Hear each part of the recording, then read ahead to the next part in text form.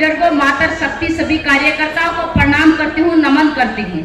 2 minute में ही अपनी बात को समाप्त करूंगी, क्योंकि एक चीज मैं आप लोगों को याद दिलाना चाहती हूँ। थोड़ा पीछे जाइए, 2020 में जो कोरोना का दौर था, अगर उस कोरोना को दौर अगर हम याद करेंगे तो आप लोग पाएंगे कि अगर उस कोरोना के दौर में जब पूरे विश्व के अंदर महामारी मची हुई थी, हाहाकार मचा हुआ था, तो उस टाइम जनता के और जनार्दन के बीच में अगर कोई व्यक्ति आपने देखा होगा जो अपनी जान जोखिम में डालकर अगर आप लोगों की सेवा कर रहा था, तो भारतीय जनता पार्टी का कार्यकर्ता था, भारतीय जनता पार्टी के नेता आपके बीच में। बात मैं करूं हमारे सांसद जी की, तो कुछ लोग अभी जाते हैं गांव में, कहते हैं कि सांसद जी आए नहीं। मैं तो आपको बताना चाहती हूँ कि वो कोरोना के दौर में भी सांसद जी आप लोगों के बीच में थे, सेवा कर रहे थे। अगर कांग्रेस वाले आए तो उनसे पूछ लेना कि जब वो एसी में महलों में सो रहे थे कोरोना के दौर में, कार्यकर्ता और हमारी जो जनता थी जिनको सबसे ज्यादा सेवा की जरूरत थी, उस टाइम पर वो कांग्रेस के लोग, कांग्रेस के नेता कहाँ पे थे? जब यहाँ तक कि कांग्रेस के अगर युवराज की बात करें तो वो तो विदेश में भी घूमने चले गए थे। ऐसे लोगों के हाथ में आप सत्ता सौंपोगे क्या? मैं तो आपसे पूछना चाहती हूँ, ऐसे लोगों के हाथ में सत्ता सौंपोगे?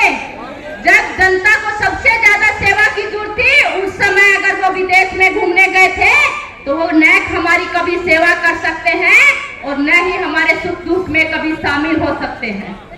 अगर सांसद जी की मैं बात करूं, तो एक बार मैं सांसद जी के साथ बैठी हुई थी और सांसद जी के फोन पे फोन आया। अपने आसपास गांव के ही जानने वाले थे, तो उन्होंने फोन करके कहा कि सांसद जी मैं ऐसे ऐसे पंजाब में आया हूं और भैंस लेने आया हूं, और ये भाई जो है वो कीमत कम नहीं कर रहा है, आपसे बात करवाता हूं और उनको बोलिए कीमत कम करवा दे। सांसद जी ने, अब जानते तो सांसद जी भी नहीं है पंजाब में, क्या पता कौन है भैंस देने वाला और कौन व्यक्ति है जो सांसद जी को पहचानेगा, लेकिन कॉन्फिडेंस देखिए, विश्वास देखिए कि वो जनता के अंदर कितना विश्वास है सांसद जी के प्रति, कितनी कॉन्फिडेंस के साथ फोन कर दिया। और सांसद जी ने फोन पर कहा, भाई ये हमारा कार्यकर्ता है और हमारी लोकसभा के हमारे ये कार्यकर्ता हैं, तो उनको आप जितना कम हो सकता है कम कर दीजिए, बाकी अगर आपको लगता है कि थोड़ा बहुत अगर छूट हो सकती है तो थोड़ा बहुत मैं भी कर दूंगा, चाहे पेटीएम कर दूं किसी भी तरह। तो ये एक विश्वास है सांसद जी के प्रति, और सांसद जी ने कहा और उस व्यक्ति ने माना भी और उनके कुछ पैसे कम करके भैंस भी दे दी। तो ये विश्वास है सांसद जी के प्रति लोगों का। तो मैं आपको इतना ही कहूंगी कि ये चुनाव जो है, ये चुनाव कोई आम चुनाव नहीं है, ये चुनाव राम भक्तों का और राम के जो विरोधी हैं उनके बीच का चुनाव है। क्योंकि आप सब लोग जानते हैं कि राम भक्तों की अगर बात करें तो कार सेवकों ने कितनी शहादत के बाद हमारा राम मंदिर बना है, कितने कार सेवकों ने अपनी शहादत दी थी, उस चीज को हम कभी नहीं भूल सकते। अगर हम साक्षी बने हैं, अगर राम मंदिर बना है, तो हम सब साक्षी हैं उस चीज के कि हमारे आंखों के सामने वो राम मंदिर भव्य दिव्य और नव्य मंदिर हमारे आंखों के सामने बना है, जो कि प्राण प्रतिष्ठा का जिस कांग्रेस ने निमंत्रण भी ठुकरा दिया, वो भगवान राम का अस्तित्व को भी नहीं मानने वाले ऐसे लोगों को वोट देकर आप आगे मत बढ़ाइए। इतना ही आग्रह करूंगी कि सांसद चौधरी धर्मवीर सिंह जी को भारी बहुमत से 25 तारीख को कमल का बटन दबाकर आप भारी बहुमत से जिताकर भेजिए। इन्हीं शब्दों के साथ बहुत बहुत धन्यवाद, बहुत बहुत आभार। बहुत बहुत धन्यवाद बहन जी। हम उसके लिए शहीद हुए और वो कार्य मोदी जी ने करके दिखाया।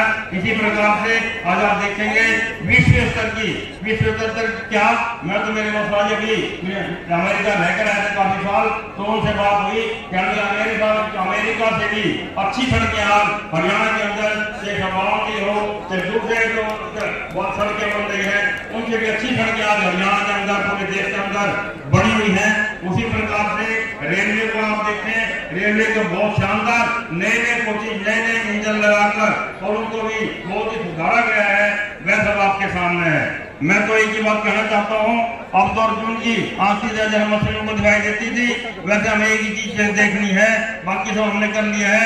धर्मवीर जी जैसा व्यक्ति जो 30 त्योहार लोकसभा चुनाव लड़ रहा है, 40 साल से राजनीति कर रहे हैं, उनके ऊपर कोई दाग नहीं लगा है।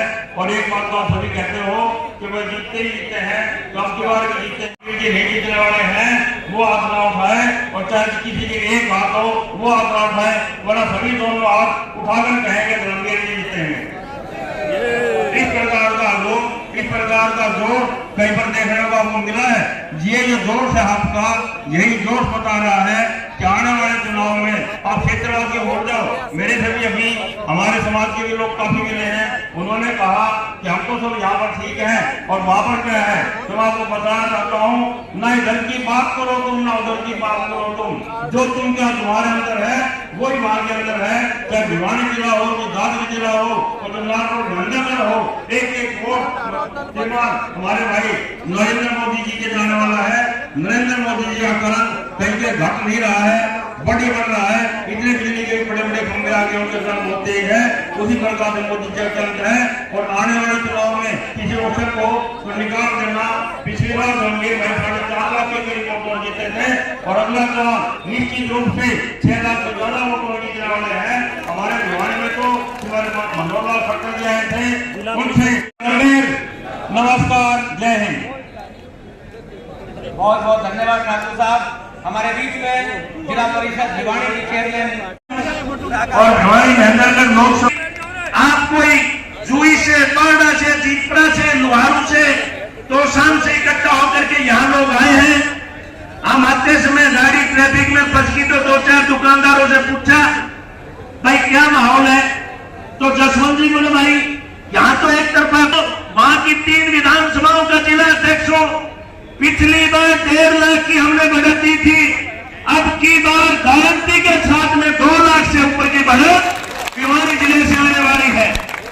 ये चुनाव कोई राजनीतिक चुनाव नहीं है, ये चुनाव विचारधाराओं के बीच का चुनाव है। कांग्रेस पार्टी दिग्वर्जित करती है कि ये संविधान में संशोधन करेंगे, संविधान में संशोधन अपने हितों पर उठाएगा, नहीं होगा।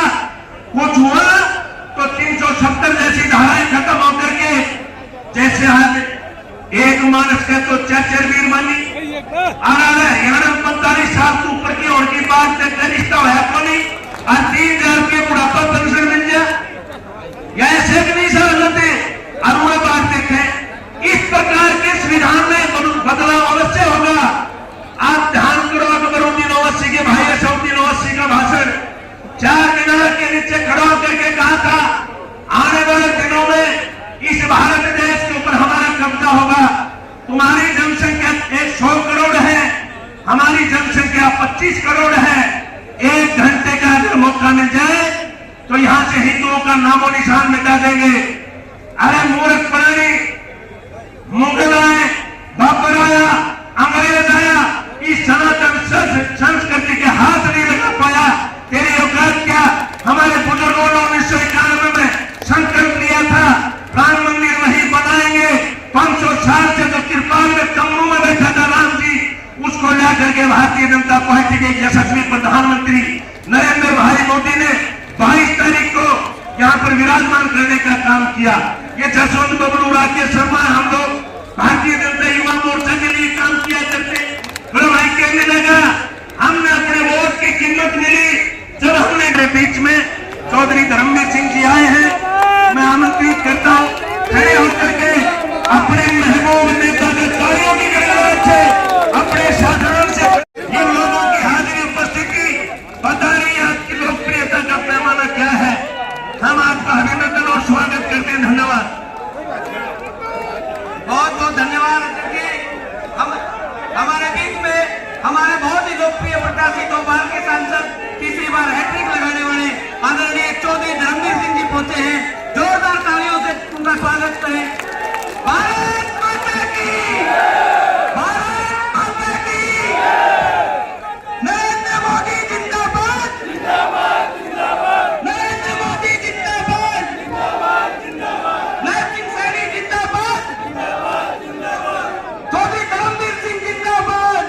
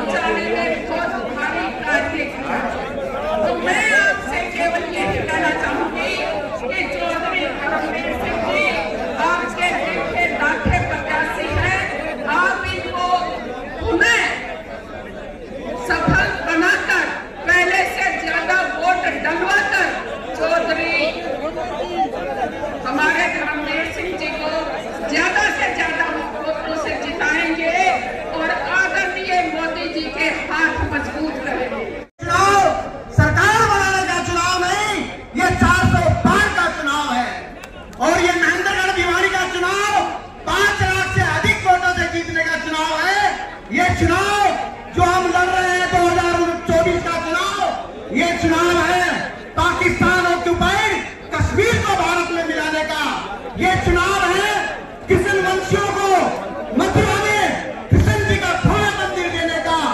ये चुनाव है आपके माथे पर ऐसा तिलक लगाने का तो इस सनातन संस्कृति की पूरे विश्व में जय जयकार करे। और मित्रों, मैं तो एक ही बात कह करके अपनी वाणी को विराम दूंगा। नरेंद्र मोदी जी की इतनी बड़ी सेना है, अगर हमने पहले जलपान करने की बजाय पहले मतदान करना है और फिर जलपान करना है पूरे भारतीय जनता पार्टी के परिवार को, जो कहता है कि मैं मोदी का परिवार हूं, अपने परिवार को निकालिए और 25 तारीख को एक एक वोट कमल के सामने के बटन दबा करके एक ऐतिहासिक जीत देने का काम कीजिए। जब ऐतिहासिक जीत देंगे तो हम लोग इस पप्पू को इडली बढ़ाने का काम करेंगे। तब हम इस पप्पू को और पप्पू की बहन को और पप्पू की माँ को तीनों को इडली भेजने का काम करेंगे। इन्हीं शब्दों के साथ भारत माता की, भारत माता की।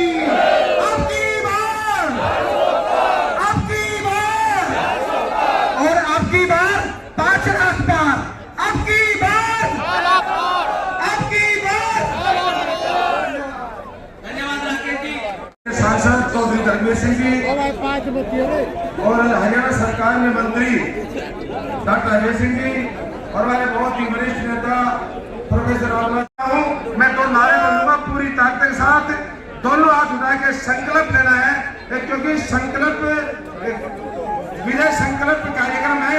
तो दोनों हाथ उठाकर पूरी ताकत के साथ हमारे बीच में राजस्थान के प्रदेश अध्यक्ष भारतीय जनता पार्टी के श्रीमान सतीश पूनिया जी और हमारे हरियाणा प्रदेश के वित्त मंत्री जयप्रकाश गुलाब जी हमारे बीच में पहुंचे। मैं इनका भी हार्दिक अभिनंदन करता हूं।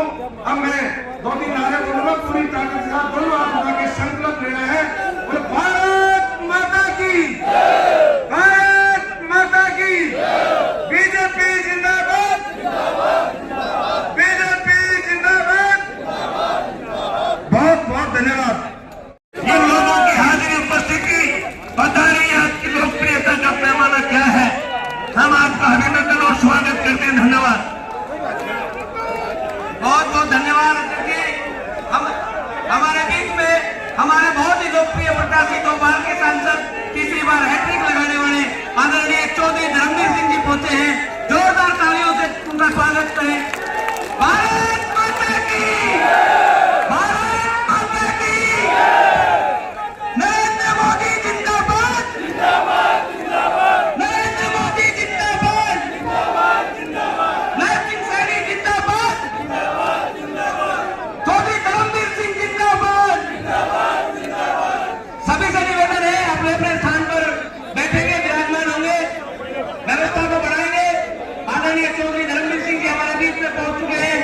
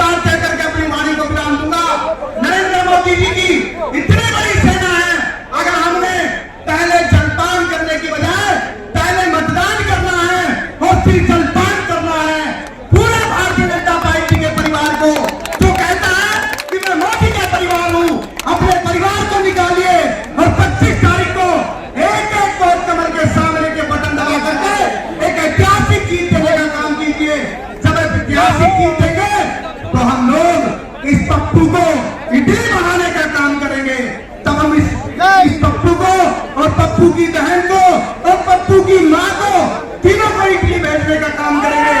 इन्हीं शब्दों के साथ भारत माता की, भारत माता की, आपकी बार और आपकी बार 5 लाख बार, आपकी बार, आपकी बार। धन्यवाद राकेश जी। जनता पार्टी की 10 साल की केंद्रीय सरकार ने और हरियाणा के यशस्वी मुख्यमंत्री पूर्व श्री मनोहर लाल जी ने तो 10 साल में जिन हित के गरीबों के लिए जो कार्य किए हैं वो सब आपके सामने है। तो मैं तो आपसे निवेदन मंच के माध्यम से यही करना चाहूंगा कि आने वाली 25 तारीख को कमल के निशान के सामने का बटन दबाकर और पिछली बार से ज्यादा बहुमत से चौधरी धर्मवीर सिंह जी को जिता करके नरेंद्र मोदी जी के घोड़े में ये सीट डालने का काम करेंगे। इन्हीं शब्दों के साथ, पीछे से समय का अभाव है, मैं इन्हीं शब्दों के साथ आपका पुनः हृदय से आभार करता हूँ और मैं दो नारे बोलूंगा पूरी ताकत के साथ। दोनों हाथ उठा के संकल्प लेना है, क्योंकि संकल्प विजय संकल्प कार्यक्रम है। तो दोनों हाथ उठाकर पूरी ताकत के साथ हमारे बीच में राजस्थान के प्रदेश अध्यक्ष भारतीय जनता पार्टी के श्रीमान सतीश पूनिया जी और हमारे हरियाणा प्रदेश के वित्त मंत्री जयप्रकाश प्रसाद जी हमारे बीच में पहुंचे। मैं इनका भी हार्दिक अभिनंदन करता हूं। अब मैं 2-3 नारे बोलूंगा, पूरी ताकत के साथ दोनों हाथ उठा के संकल्प लेना है और भारत माता की, भारत माता की, बीजेपी जिंदाबाद, बीजेपी जिंदाबाद। बहुत बहुत धन्यवाद। हमारे बीच में हरियाणा सरकार में मंत्री जेपी दलाल जी, हरियाणा सरकार में अनेक बार मंत्री रहे हमारे बड़े नेता आदरणीय प्रोफेसर रामनिवास शर्मा जी, पूर्व में मंत्री रहे आदरणीय सतपाल सांगवान जी, भिवाड़ी से विधायक घनश्याम सरकार जी पहुंचे हैं। उनका यहाँ पहुंचने पर हम हार्दिक स्वागत करते हैं, अभिनंदन करते हैं। और अब मैं आग्रह करूंगा नारनौल के विधायक पूर्व में मंत्री रहे आदरणीय श्री ओम प्रकाश यादव जी से कि आप आए और अपनी बात रखें। उससे पहले मैं आग्रह करता हूँ,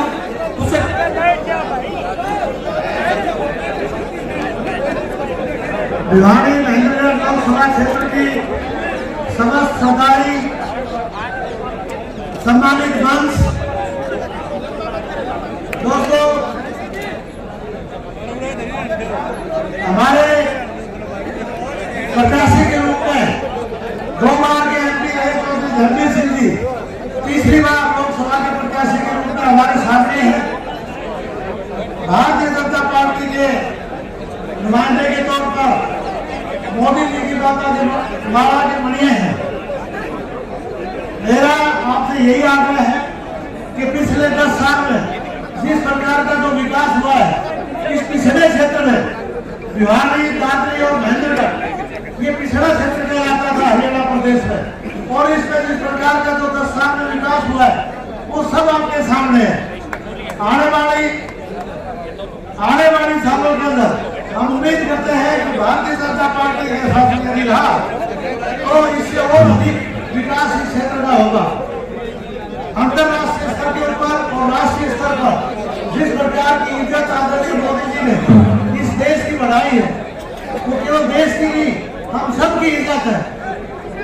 इन सब बातों को देखते हुए भारतीय जनता पार्टी के प्रत्याशी माननीय चौधरी धर्मवीर जी को आने वाले 25 तारीख को ज्यादा से ज्यादा वोट देकर कमल के फूल को मोहर लगाकर विजयी बनाए, ताकि हमारा स्टेट लेवल पर विकास इसी प्रकार से होता रहे और राष्ट्रीय स्तर पर हमारे सुरक्षा और हमारे सौरभ इसी प्रकार से बढ़ती रहे। आगे मैं अपील करता हूँ कि आने वाली 25 तारीख को चौधरी धर्मवीर सिंह को वोट देकर इनको सफल बनाए, ताकि मोदी जी की माला की मणिये ये बढ़े और वो माला इतनी मजबूत हो कि जैसे पिछले 10 साल में देश का विकास हुआ है उसी प्रकार से विकास होता रहे। जय हिंद, जय भारत। अरे भैया राम राम, बोलो भारत माता की। आज दोनों हाथ मुट्ठी पर बंद करके जोर से लगाओ, भारत माता की। भाई एक तो जितने मेरे वक्ता हैं सम्मानित मंच बोलेंगे, कोई काम लेने की जरूरत नहीं है। सिर्फ कैंडिडेट या हमारे एसपी पूनिया जी हमारे प्रभारी हैं, उनके अलावा कोई नाम नहीं ले रहा। दूसरी बात, आज आपका जोश देख करके पूनिया जी और हम 1 किलोमीटर पैदल आए हैं। हमारे सांगवान साहब कह रहे थे कि वो बूढ़ा आदमी 2 किलोमीटर पैदल चला दिया। चारों तरफ की सड़क जाम है, चारों तरफ के रास्ते जाम है।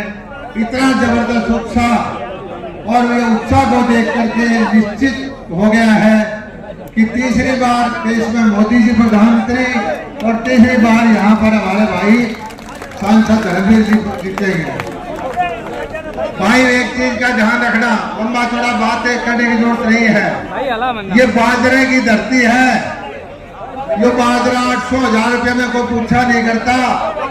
मोदी जी ने बाजरा 2,500 बिकवा दिया। तीसरी बार प्रधानमंत्री बनाओगे तो ये बाजरा 5,000 रुपये बिकेगा। सारा मंजूर है, बिकेगा कि नहीं बिकेगा भरोसा है? भावांतर दे देंगे। और ये यहाँ नहरों में पानी देना, बीमा मुआवजा देना, मंडियां चलवाना, सरसों की खरीद करवाना, इस दक्षिण हरियाणा के लिए जो काम किया गया है उस चीज को भूलना नहीं है। इस चीज का ध्यान रखना है आप सब लोगों को।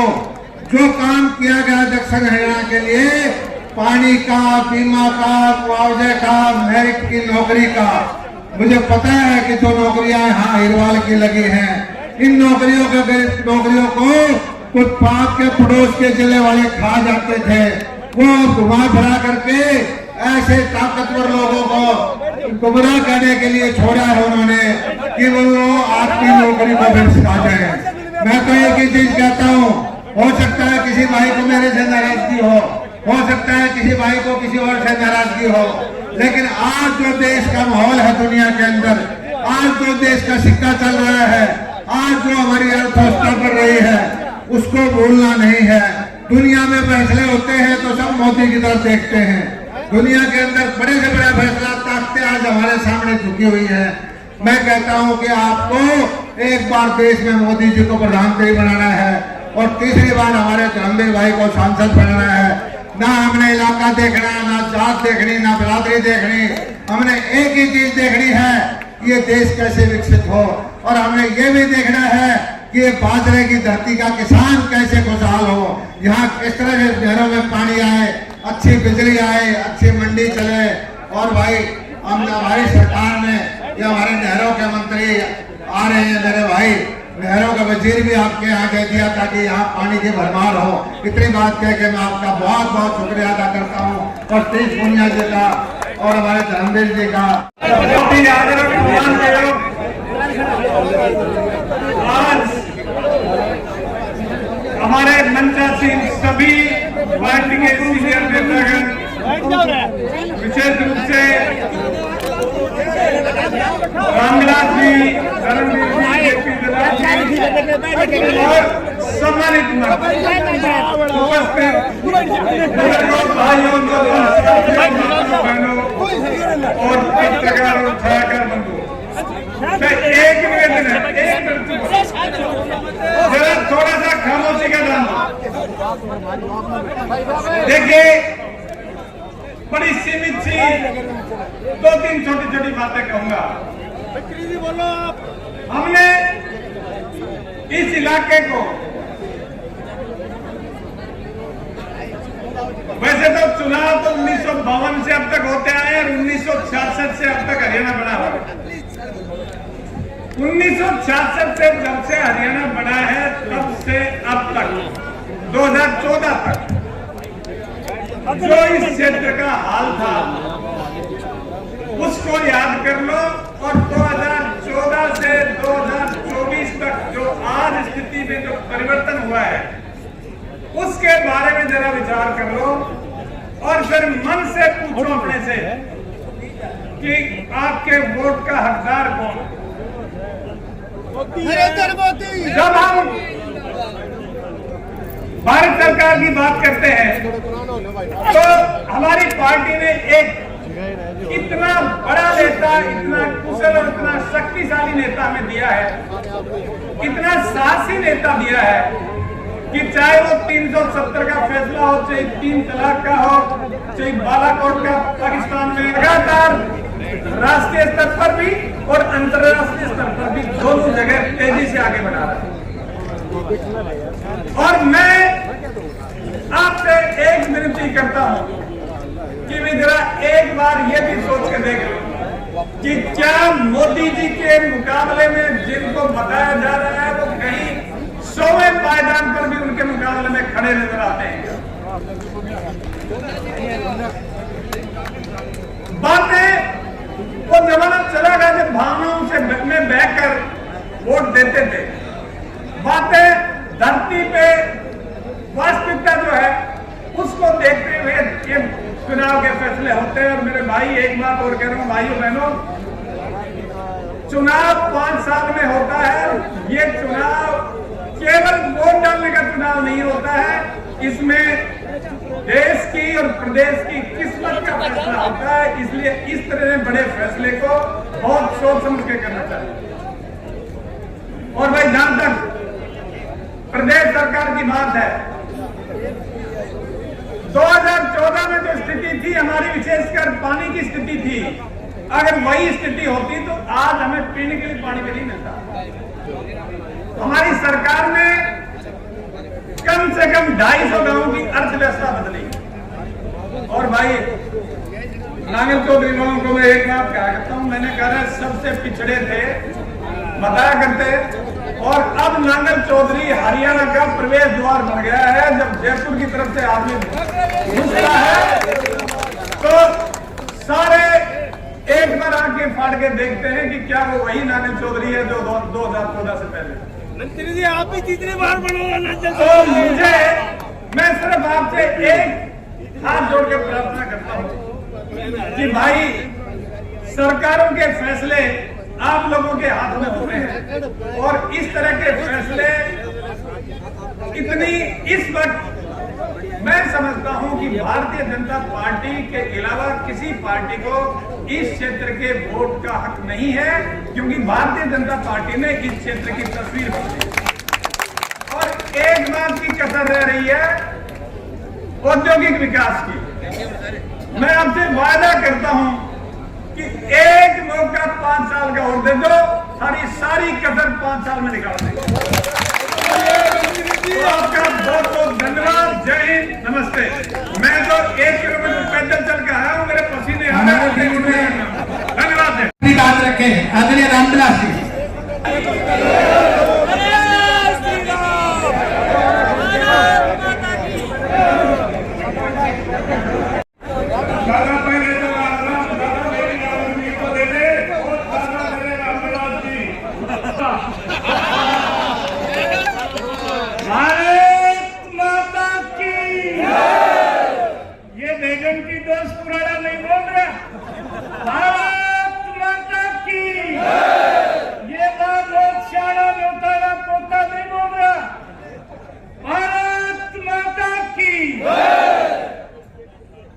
बीरबल नगरी में जहां खड़े हैं वही बैठ जाए, जो जहां खड़े हैं वही बैठ जाए, जो जहां खड़े हैं वही बैठ जाए।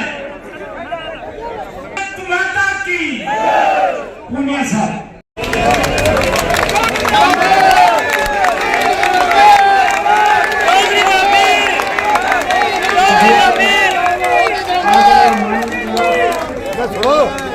जिनके विचार आपने सुने, माननीय रामविलास शर्मा जी, हमारे प्रभारी सतीश पुनिया जी, हमारे मंत्री डॉक्टर हरि सिंह यादव जी, भाई जयप्रकाश दलाल जी, हमारे सभी विधायक डॉक्टर एडीओ ओम प्रकाश जी, भाई सीताराम जी, घनश्याम जी, पूर्व डिप्टी स्पीकर बहन संतोष यादव जी, पूर्व मंत्री सतपाल सांगवान जी, शशि परमार जी, ठाकुर वीर सिंह जी, और हमारे जो यहाँ के इंचार्ज हैं माननीय लक्ष्मण यादव जी, सबके नाम लोगे तो फिर बहुत समय लगेगा, क्योंकि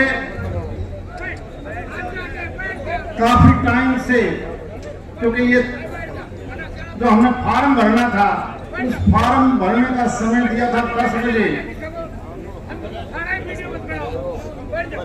और सम्मानित मंच और यहाँ पर उपस्थित साथियों, माताओं, बहनों और बच्चों, आप लोग जितने यहाँ बैठे हो इससे 3 गुना ज्यादा बाहर है, क्योंकि पंडाल शायद ये छोटा लगा पाए, जगह की शायद इनको बाहर कोई इजाजत नहीं मिली।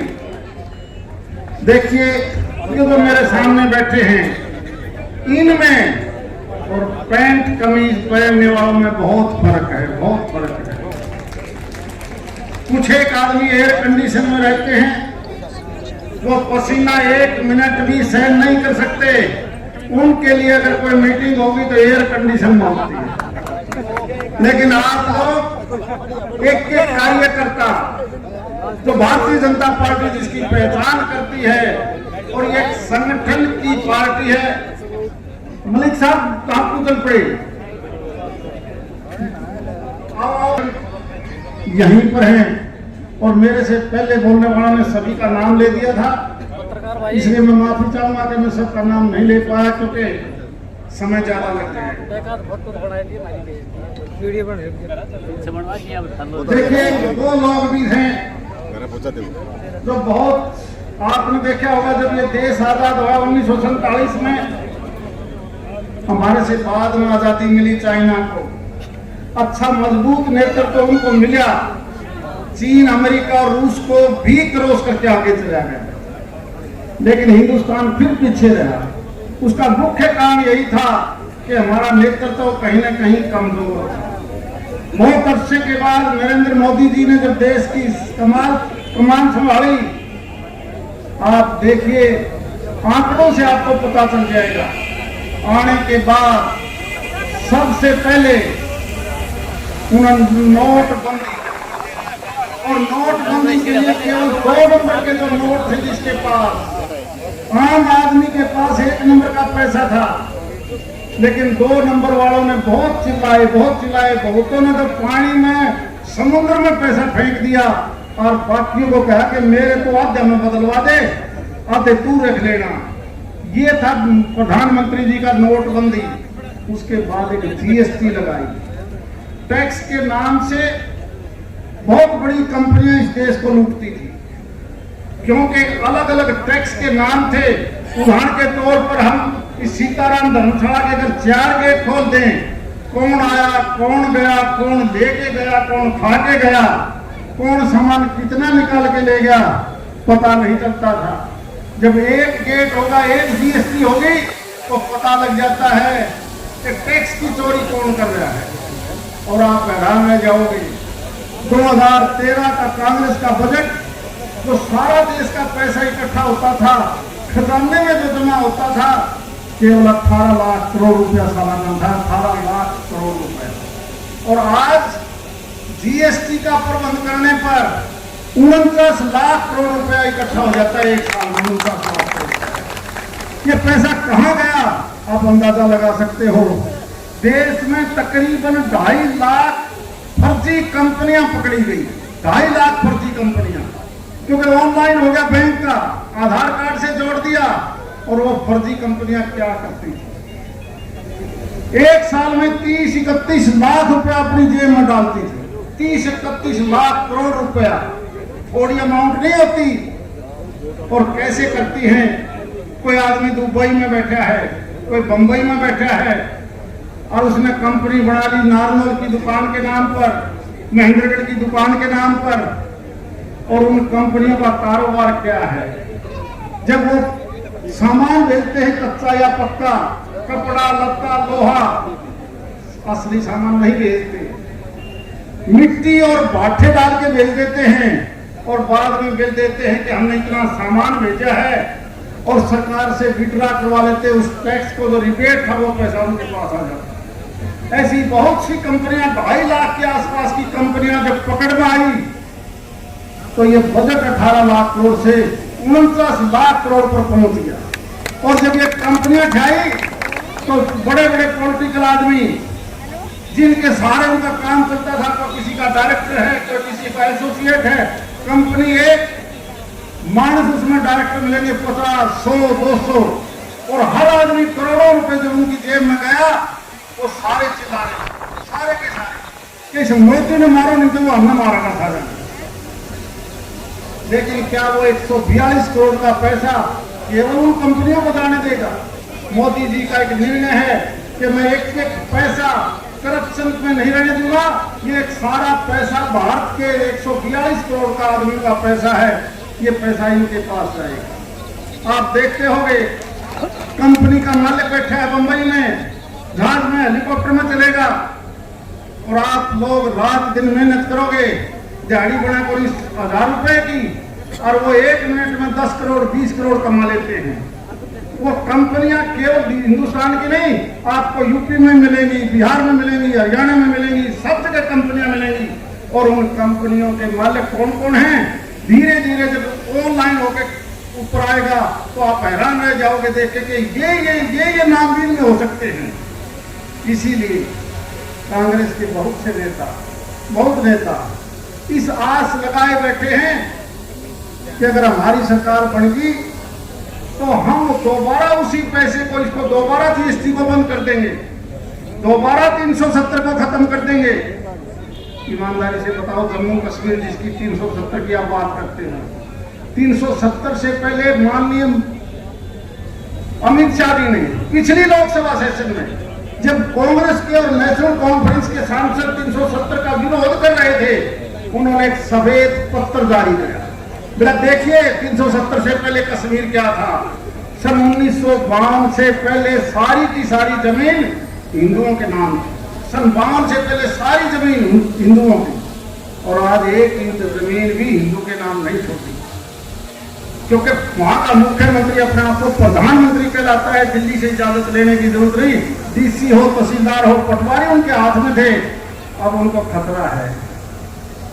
इसीलिए कहते हैं 370 हम दोबारा लगाएंगे। कौन लगाने देगा 370? आप याद करिए, जब भारत से पाकिस्तान अलग हुआ, बहुत बड़ी आबादी इधर से उधर आई, और जब पाकिस्तान से हिंदू इधर आया तो कितनी मारकाट हुई थी। उसके बावजूद भी पाकिस्तान में 23% आबादी हिंदुओं की बची हुई थी, हिंदुओं की। आज पता है कितनी है? केवल 1.5%। और जब भारत सरकार ने कहा कि हम CAA का एक नया कानून लेके आएंगे जिसका विरोध कांग्रेस और TMC ये सारी पार्टियां कर रही हैं कि हम CAA को लागू नहीं होने देंगे। क्या है ये CAA? केवल ये है कि उन देशों में जो मुस्लिम देश हैं, वहां से जो आबादी हिंदुस्तान में जिन्होंने यहाँ आके शरण ली है, हम उनको यहाँ पर रहने का अधिकार देंगे। सिर्फ इतना है। वो कहते हैं कि इनको अधिकार क्यों दोगे, दूसरों को भी लेके आओ। अरे तुम में से जाके देख लो। अब ईमानदारी से देखो, ये जो बड़े लोग हैं क्या काम करते हैं। कश्मीर की सारी जमीन केवल 2 परिवारों के नाम चली गई, शेख अब्दुल्ला और मुफ्ती मोहम्मद सैयद के नाम पर। हमारे यहाँ पर भी जो गरीब मुस्लिम है हिंदुस्तान में, वो BC और OBC में शामिल है, चाहे वो मेव है या यहाँ पर लोहार है, तेली है, धोबी है। और ये क्या करते हैं, इनकी सरकार है कर्नाटक के अंदर।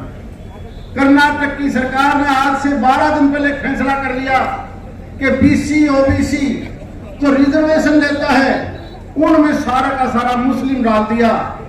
18 करोड़ आदमी अगर इसकी सरकार इनकी देश में बढ़े तो जो गरीब BC OBC वो कहां जाएगा? ये बात करते केवल वोट लेने के लिए। दूसरी तरफ नरेंद्र मोदी जी का एक सपना देखिए कि मैंने हर गरीब किसान को, मजदूर को, BC को, OBC को, SC को, सबको साथ लेके आगे चलना है। इसीलिए आप 10 साल से प्रधानमंत्री जी की कैबिनेट देखिए। हम खुशकिस्मत है दक्षिणी हरियाणा के लोग, हम बहुत खुशकिस्मत हैं। छोटा सा दक्षिणी हरियाणा जिसमें जिले केवल फरीदाबाद, गुड़गांव और महेंद्रगढ़। हमें 3 OBC के मंत्री मिले हैं, 3। कहीं राव इंद्रजीत हैं तो कहीं कृष्णपाल गुर्जर हैं तो कहीं भूपेंद्र यादव है। इतना बड़ा प्रतिनिधित्व तो आज तक किसी प्रधानमंत्री ने नहीं दिया। और उन्हीं की वजह से जब हरियाणा की सरकार बनी तो मैं हरियाणा सरकार के नायब सैनिक को भी बहुत बधाई देता हूँ। हमें खजाने का मंत्री भी इसी लोकसभा में दिया, नहर का पानी का भी हमें यही दिया डॉक्टर भय सिंह को, और पीने का पानी और सड़क का भी डॉक्टर बनवारी लाल जी को यही बना के दिया। मुझे लगता है कि आने वाले 5 साल में जो हमारी बकाया काम है, जिस तेजी से, जैसा कि डॉक्टर अभय सिंह जी ने बताया था, किसी ने 10 साल पहले डारमोड़ देखा है, नांगल चौधरी देखी है, भिवानी महेंद्रगढ़ देखा है। एक समय था केवल एक क्षेत्र में सड़कें बनती थी, बाहर अगर आते तो सड़कों का पता नहीं था, सड़क है नहीं है। और आज 7-7 नेशनल हाईवे हमारी इस लोकसभा क्षेत्र से गुजरते हैं, 7-7। और दूसरों को बहुत बड़ा दर्द होता है, क्योंकि जब वो मुख्यमंत्री थे तो नहर का पानी भी महेंद्रगढ़ में आए, लुहारू में आए, ना आए, लेकिन उनका इतना पानी लगता था कि उनकी जमीन भी खराब होगी, चोवा चढ़ा दिया वहां पर। और हम प्यासे, बहुत मुश्किल से, बहुत अरसे के बाद अब इसी जेएलएन की, जैसा कि अभय सिंह जी बता रहे हैं कि 4000 क्यूसेक की इसकी कैपेसिटी बढ़ जाएगी आने वाले समय में। दुगुना पानी तो आपने अभी दे दिया, और यही पानी आने वाले 6 महीने के बाद 3 गुना पानी हो जाएगा हमारे क्षेत्र में। और उसके बाद जो वाटर पानी खत्म हो रहा था, देखना चाहे वो नांगल चौधरी हो, चाहे सतनाली हो या अटेली हो, केवल पीने का पानी नहीं, यहाँ पर भी खेती लहलाएगी। जो सपना लिया था कभी हरियाणा जब बना, उस वक्त ये नहर बनी थी। आज से 50 साल पहले नहर बनने के बाद बीच में जितनी भी दूसरी सरकारें आई, उन्होंने 1 मिनट भी एक ऐसा पैसा नहीं लगा जिससे पंप हाउस या नहर दोबारा बने। कितनी तेजी से काम चले हैं, चाहे वो पानी की बात हो, सड़कों की बात हो, मेडिकल कॉलेज की बात हो, एम्स की बात हो, ये बदलाव है, बदलाव। लेकिन कुछ एक लोग इस बदलाव को पसंद नहीं करते। जब जब कांग्रेस की सरकारें बढ़ती हैं, आप और हम सब भुगत भोगी हैं।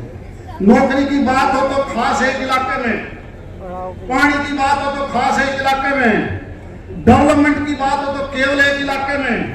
और आज सारे प्रदेश में जितना अम्बाड़ा में काम है उतना पलवल में होता है, जितना नांगल चौधरी में है उतना सिरसा में होता है। ये होता है सबका साथ सबका विकास, यही तो है। इसलिए ये चुनाव, लोग कुछ कहते रहे, ये पहली भारतीय जनता पार्टी है जो संगठन की पार्टी है। कांग्रेस पार्टी संगठन की पार्टी कभी नहीं रही। कांग्रेस तो केवल ठेकेदारों की पार्टी रही। और इसीलिए वो ठेकेदार सारा जब अपने समय में सारा पैसा कमा लेते हैं, अपने आदमियों को प्रमोट कर देते हैं कि तू कितना ही पैसा कमा ले, जब चुनाव आओ तो मेरी मदद कर देना। लेकिन आम गरीब आदमी कहां जाएगा, गरीब कहां जाएगा? इसीलिए वो बड़े पैसे वाले लोग बड़ी बड़ी एजेंसियां रखेंगे, बड़ी बड़ी कंपनियां रखेंगे, बड़े बड़े तेल के कारखाने होंगे, क्योंकि उनका तो घर के तो सारा सोता। एक गाड़ी को जब वो भेजते हैं तो पहले कह देते हैं तेरी गाड़ी का नंबर लिखवा देना, 10,000 रुपए डेली ले लेना मेरे से। और बाद में झगड़ा पड़ता है कि तुम मानस तो 3 लेके आ रहा, मेरे को 10,000 ले गया। और एक आप लोग बैठे हो जो केवल अपना पैसा फूक के आए हो। ये वर्कर केवल देश की सोचता है, और वो वर्कर देश की नहीं, लेकिन ये ईमान बिकता नहीं। जमीन हमारा हरियाणा का कभी बिका नहीं, देश का कभी नहीं बिका। अगर पैसे वाले प्रधानमंत्री बनते तो बिरला कभी का देश का प्रधानमंत्री होता, कभी का। भारत माता की। यही एक भारतीय जनता पार्टी संगठन की पार्टी है, जिसका एक निर्णय है कि हमने सारे देश को आगे बढ़ाना है। और क्योंकि हमारे 3-4 काम जो अधूरे रहे हैं, अधूरे कहूंगा मैं, क्योंकि कुछ एक कनेक्टिविटी बाकी है जो अप्रूव तो हो चुकी है, चाहे वो हिसार से रेवाड़ी का नेशनल हाईवे हो, चाहे वो राजगढ़ वाला नेशनल हाईवे हो, चाहे वो हमारी एयरपोर्ट से मिलने वाली कनेक्टिविटी हो, पास सारे हो चुके हैं। इसके बाद हमारा काम होगा आने वाले 6-8 महीने के बाद कि बड़े उद्योग यहाँ पर लगे, क्योंकि गुड़गांव और दिल्ली में जाओगे तो 40-40 करोड़ का एक एकड़ है। इंडस्ट्री वालों के लिए वहां जगह नहीं है, और हमें तो 30-40 लाख रुपए में भी हम एकड़ देने के लिए तैयार हैं। इसलिए सारा औद्योगिक जो हमें डेवलपमेंट करनी है, वो चाहे वो महेंद्रगढ़ हो, नारनौल हो, दादरी हो, भिवानी हो, यहाँ पर जब ये सारा विकास होगा तो आप देखना ये देश कितनी तेजी से बढ़ेगा। हमारे प्रधानमंत्री जी चाहते हैं कि विकसित देश बने, और विकसित देश का मतलब है कि हर आदमी को वो फायदा मिले। किसी ने सोचा था कि आयुष्मान कार्ड भी बनेगा, किसी ने सोचा था कि किसान के खेत में सीधा खाते में पैसा आएगा, किसी ने पता था कि तुम्हें इतना मुआवजा भी मिलेगा। ये मुआवजा चाहे रामविलास शर्मा जी हैं, डॉक्टर अभय सिंह जी हैं, ओम प्रकाश जी हैं, सीताराम जी हैं, चाहे वो दलाल साहब हैं, जितने भी या बहन संतोष जी हैं, आज से 10 साल पहले ये शुरू हुआ है। पहले मुआवजा किसी को पता नहीं था। इसलिए जो आने वाला टाइम है वो केवल और केवल हिंदुस्तान का रहे, यही बात के प्रधानमंत्री जी चाहते हैं। इसलिए इस चुनाव में मेरी आपसे प्रार्थना है, जिस पार्टी ने जात पात को खत्म किया है, वरना वो पार्टियां किसी विशेष जाति के नाम पर वोट ले जाती थी और फिर अपने जिले के नाम पर वोट लेती थी, और जब सरकार बन जाती तो केवल अपने क्षेत्र में काम करती थी। अगर दोबारा कभी ऐसा हुआ तो ये इलाका फिर पिछड़ जाएगा। मुझे पूरा यकीन है कि ये दक्षिणी हरियाणा दोबारा से नहीं, इस तेजी से रफ्तार करेगा कि उन जिलों से भी हम आगे निकल के दिखाएंगे। इसलिए कुछ एक बड़े लीडरों में आना था, लेकिन हमने उन्हें रिक्वेस्ट की हमें तो सिर्फ नाम भर के आना है। ये कोई नामांकन पत्र का दिन है, नामांकन दाखिल होने का दल वो है। आज हमने कोई जलसा या रैली नहीं कर रखी, और आप भी केवल मेरा पत्र, नामांकन पत्र दाखिल करवाने के लिए आए थे, केवल क्योंकि बड़े लीडर राव इंद्रजीत जी का भी आने वाली 13 तारीख को अटेली और महेंद्रगढ़ के बहुत से गाँव में प्रोग्राम है। मेरी प्रार्थना है कि जब बड़े लीडर आए, ये ध्यान रखना कि आप अपने आप प्रबंध करके उनकी बात भी जरूर सुनना। बहुत बहुत धन्यवाद है। मामला था, पोर्टल दूसरा बंद करके ये फैसला ले लिया कि सारे का सारा काम अब केवल पंचायत ही अपना पैसा खर्च करेगी। दूसरा जो संविधान की बात कहते हैं लोग, माननीय प्रधानमंत्री जी बार बार कहते हैं कि रिजर्वेशन को कोई खत्म नहीं कर सकता। हाँ, एक अमेंडमेंट हमने संविधान में जरूर करनी है। एक धर्म के लोग तो 4-4 शादी करते हैं और हिंदू केवल एक करता है, इसलिए ये कॉमन सबके लिए कानून बनाना है। इसलिए संविधान की बात चलती है। आप और हम सब मेरी की तरह खाटू श्याम जी के भगत हो, इसलिए श्याम जी का नारा जरूर लो।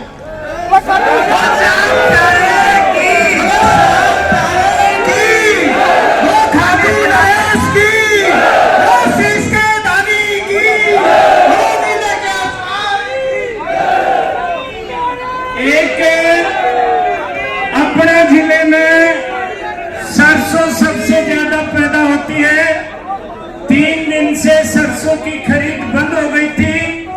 मैंने हरियाणा के कृषि मंत्री कंवरपाल गुर्जर से कल बात की है। 1 हफ्ते के लिए पूरे महेंद्रगढ़ जिले में सरसों की खरीद फिर से शुरू होगी।